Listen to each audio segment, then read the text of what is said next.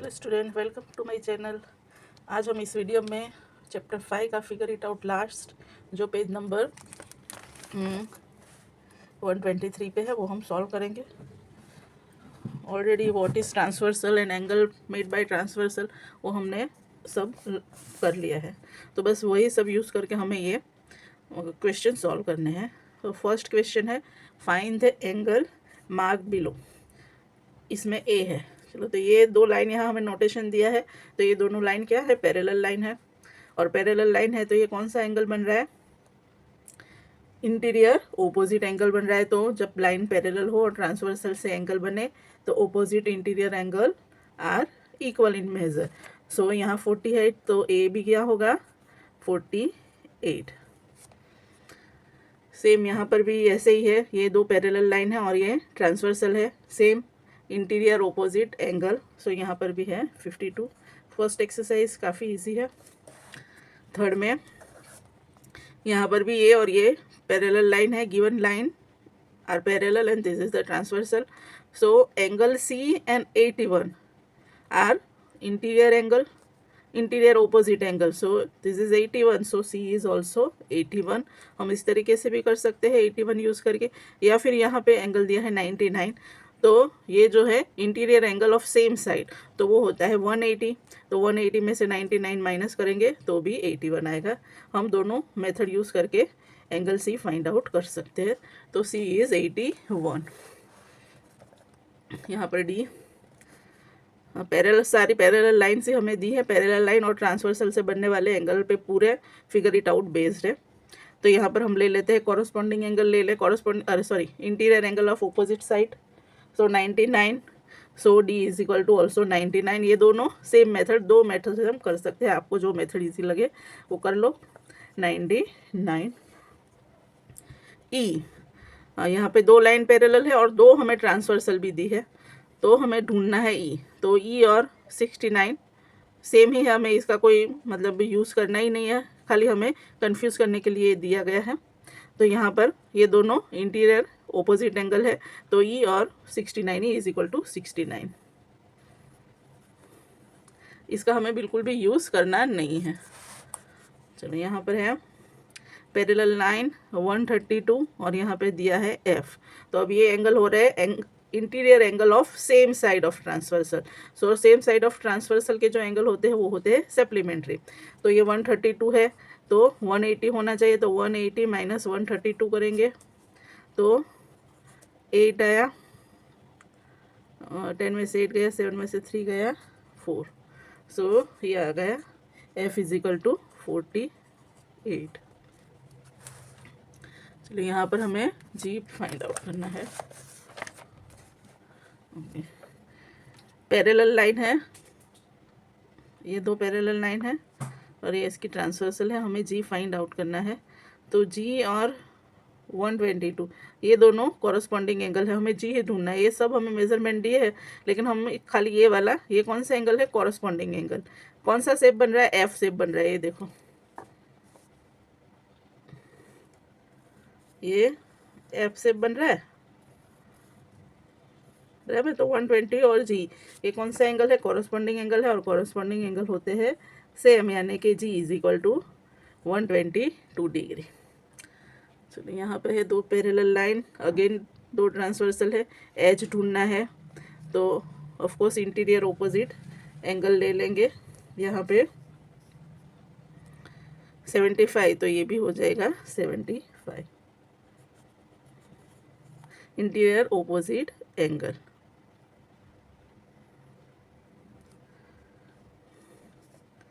अब ये आ गया आई।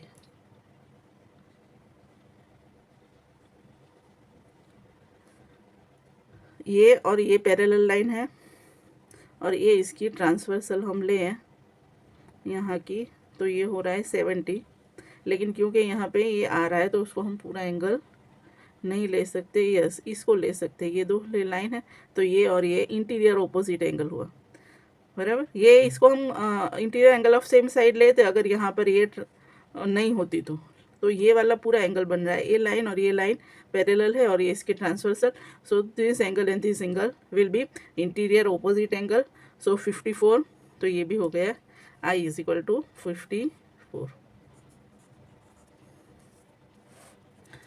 और लास्ट यहाँ पे 3 पैरेलल लाइन दी है और हमें ढूंढना है J। ओके, ये 2 पैरेलल लाइन है, ढूंढेंगे तो कैसे ढूंढे, ये है और यहाँ पर ये बन रहा है। चलो ये इसको छोड़ दो, हम ये वाली ट्रांसवर्सल लेते हैं। देखो ये ट्रांसवर्सल जो है इस लाइन के साथ ये एंगल बना रही है 97 का। अब अगर ये 97 है तो ये वाला एंगल क्या हुआ, इंटीरियर ओपोजिट एंगल, तो वो सेम हुआ, यानी कि हुआ 97।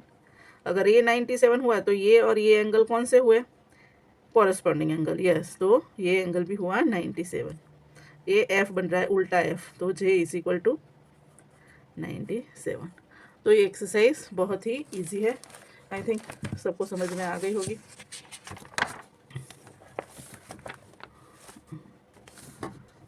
इसमें second exercise, find the angle represented by a. अब इसमें जो ए वाले है एंगल उसे हमें फाइंड आउट करना है।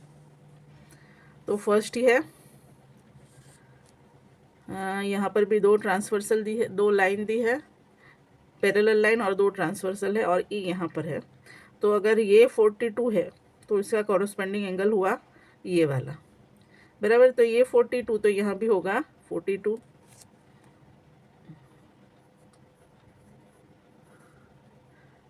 ये हो गया 42। समझ में आया कहाँ से आया 42, ये कॉरस्पॉन्डिंग एंगल है, तो ये हो गया 42। अब ये जो है वो क्या पेयर, लीनियर पेयर बना रहे हैं ए और ये एंगल 42, तो हम लीनियर पेयर बनाएंगे तो ए क्या होगा, 180 में से 42 को माइनस कर दो, तो 182 में से 48 जाएगा तो क्या बचेगा, 138। तो ये आंसर आ गया 138।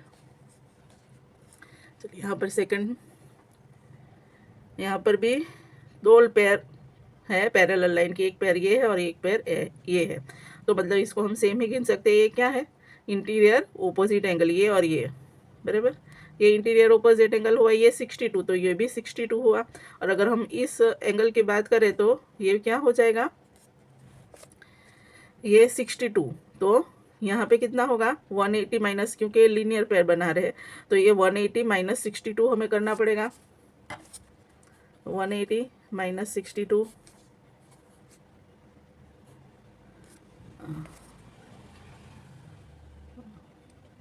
तो ये आ गया 118।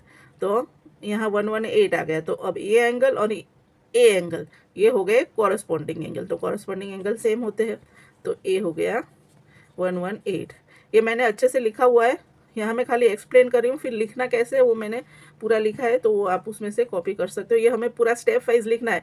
अगर ये 62 है तो ये 62 आया, तो क्यों आया वो हम ब्रैकेट में लिख सकते हैं, because interior angle of opposite angle. फिर हमने ये 180 में से माइनस किया, तो क्यों, because they are forming a linear pair. तो ऐसे हमें सबका रीज़न लिख के फिर स्टेप बाय स्टेप आगे जाना है।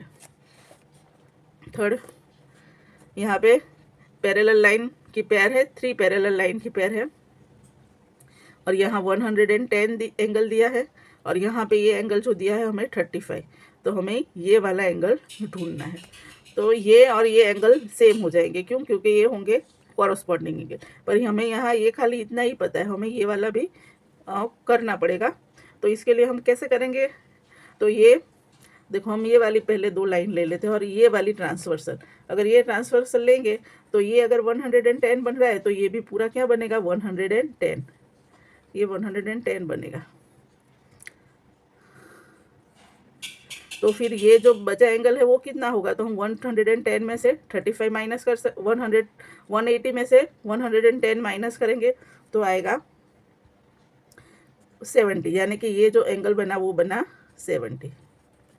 तो ये एंगल बना 70 प्लस 35 हो गया 105, 70 30 105, यानी कि हमारे पास ये एंगल आ गया 105। तो ये ट्रांसवर्सल की बात करें तो ये और ये कोरस्पॉन्डिंग एंगल है, तो ये 105, तो ए भी हुआ 105। सो ओके, चलो लास्ट है सेकंड एक्सरसाइज का। यहाँ पर ये 2 लाइन पैरेलल है, यहाँ 67 दिया है और यहाँ पर हमें ये ए जो है वो फाइंड आउट करना है। तो ये कैसे करेंगे, ये अगर पैरेलल लाइन है तो ये और ये इंटीरियर ओपोजिट एंगल बनेंगे, यानी ए और इसका मेज़र सेम होगा। तो हमें ये वाला ढूंढना है, कैसे ढूंढेंगे, तो यहाँ सिंपल है, ये लीनियर पेयर है और लीनियर पेयर में 3 एंगल है, ये और ये, तो ये 90 डिग्री है प्लस 67, तो 90 प्लस 67 कितना हो गया 157। तो टोटल कितना होना चाहिए 180, तो 180 में से 157 माइनस करो तो 3 आ गया 2, तो ये एंगल हुआ 23, तो ये भी हुआ 23, यानी कि आंसर है a is equal to 23। Okay, question 3 में in the figure below what angle do x and y stand for. तो यहाँ पे ये दो पैरेलल लाइन है और ये ट्रांसवर्सल है, एक्स यहाँ है और वाई यहाँ है, तो हमें दोनों फाइंड आउट करना है। तो एक्स और ये, एक्स मतलब ये हुआ, हम ऐसे लाइन के हिसाब से देखें तो, और वाई मतलब ये दो पैरेलल लाइन के साथ यहाँ वाई बन रहा है, तो उसका इंटीरियर ऑपोजिट एंगल बनेगा ये इतना। तो इतने में इतना तो 65 हमें दिया हुआ है, और ये कितना है, अगर ये वाली ट्रांसवर्सल देखें तो ये वाला एंगल बन रहा है 90।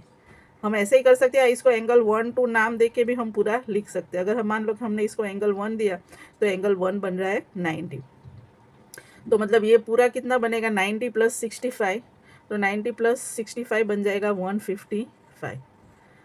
155 यानी कि जो इंटीरियर ओपोजिट एंगल है वाई का, तो मतलब वाई भी हो गया 155, तो हम वाई को 155 ले सकते हैं।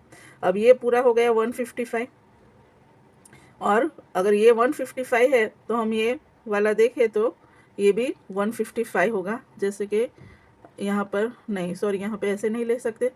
अगर ये वाला एक्स है, अगर ये 155 है तो ये वाला एंगल कौन सा बनेगा, ये दो पैरेलल लाइन के में ये बनेगा interior angle of same side, तो इन दोनों का मेजरमेंट होना चाहिए 180। तो 180 में से हम 55 माइनस करेंगे तो हमें ये वाला मिल जाएगा, तो हम 180 में से 155 माइनस कर देते हैं तो आएगा 25, यानी कि ये वाला एंगल मिल गया हमें 25। तो एक्स और ये क्या है, वर्टिकली ओपोजिट एंगल हुआ।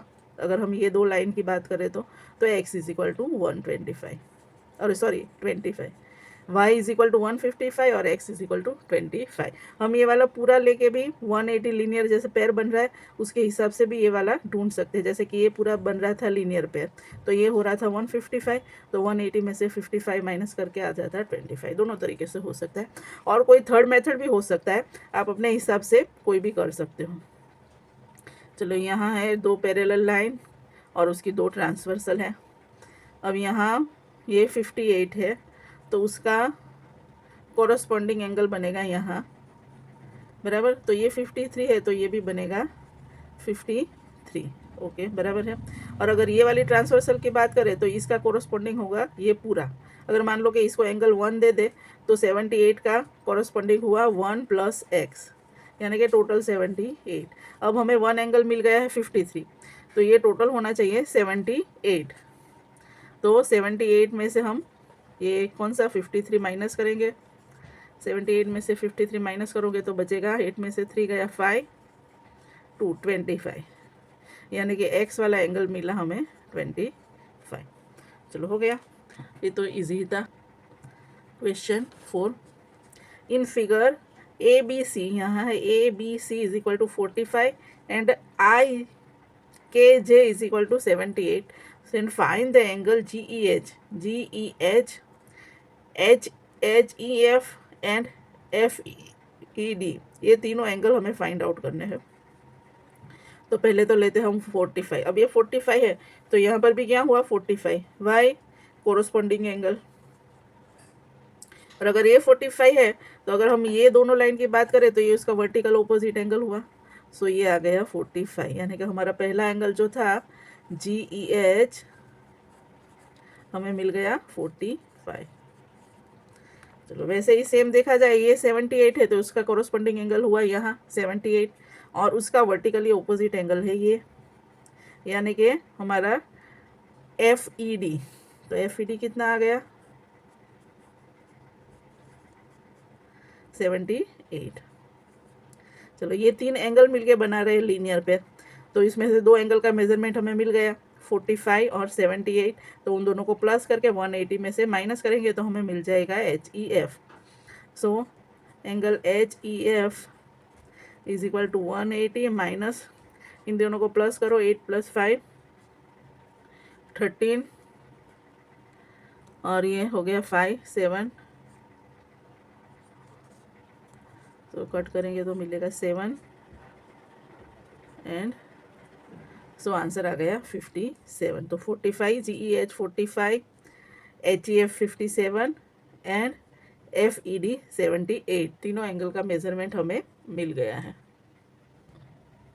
Question 5, in figure 5.34 AB is parallel to CD, this is AB parallel to CD and CD is parallel to EF, means तीनों लाइन पैरेलल है।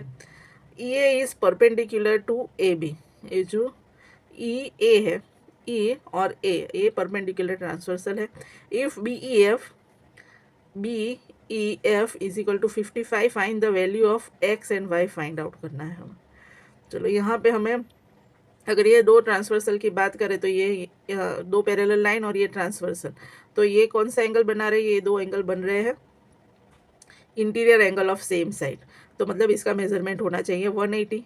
तो वाई एंगल हमें कितना मिल जाएगा, 180 माइनस 55 करेंगे तो मिलेगा 5 2 1, 125 मिल जाएगा वाई।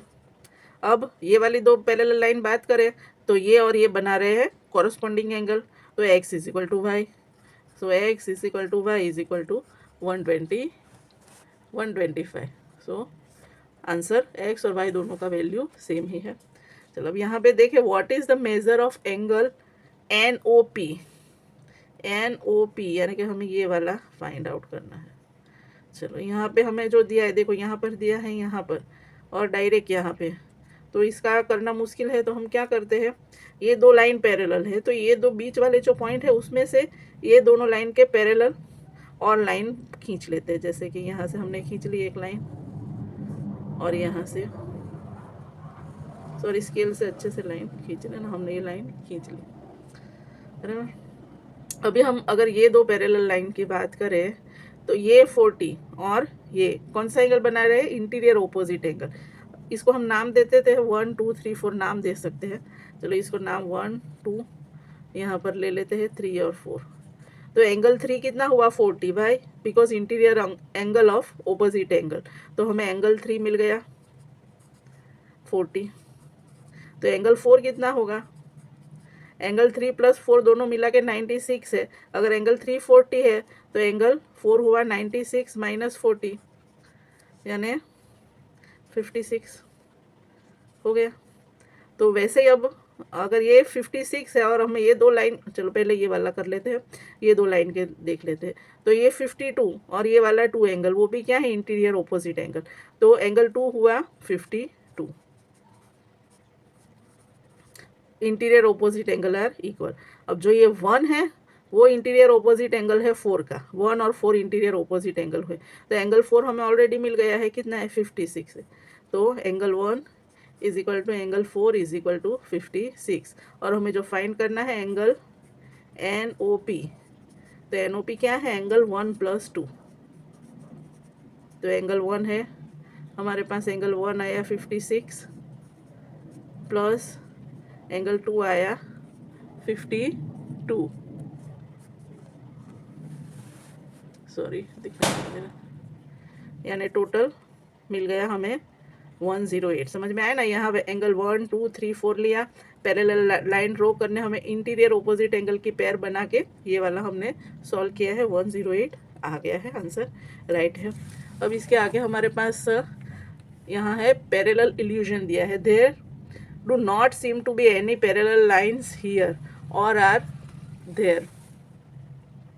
तो यहाँ पैरेलल लाइंस तो है लेकिन हमें ऐसा इल्यूजन क्रिएट किया है कि पैरेलल लाइन नहीं है। जैसे कि ये वाली फिगर देखो, तो इसमें ये दो लाइन अगर हम देख रहे हैं तो ये बीच में से चौड़ी होती हुई दिखाई देती है, लेकिन अगर हम इसको स्केल से करेंगे तो ये मेजरमेंट करेंगे तो ये दोनों पैरेलल लाइन है। वो एक सिंपल इल्यूजन है, बिकॉज ये सारी जो लाइन है उसकी वजह से इल्यूजन क्रिएट हो रहा है। वैसे ही सेम इसमें भी ये जो लाइन है, यहाँ पर दो लाइन हमें ऐसा लग रहा है कि बीच में थोड़ी सी अंदर आ रही है, लेकिन ये भी लाइन पैरेलल है। इसमें भी ये जैसे हम चेयर में या किसी में पैटर्न नहीं बनाते जो स्टिक वगैरह होती है उसके, तो ये सारी पैरेलल लाइन ही है, वाइट ब्लैक और ऊपर वाइट ब्लैक, लेकिन इसकी वजह से हमें लग रहा है कि लाइन पैरेलल नहीं है, तो ये सारा इल्यूजन है। ओके, तो अब ये सारा आपको लिखना कैसे है वो भी मैं बता देती हूँ। ये सारा फिगर इट आउट लास्ट मैंने किया है यहाँ पे, ये सारा मैंने लिखा है। जो फर्स्ट एक्सरसाइज है उसमें तो खास कुछ लिखना नहीं है, सारा कॉरस्पॉन्डिंग एंगल है ऐसे ही लिखना है, लेकिन बाकी के जो भी लिखना है वो आप स्क्रीनशॉट लेना चाहो तो ले सकते हो।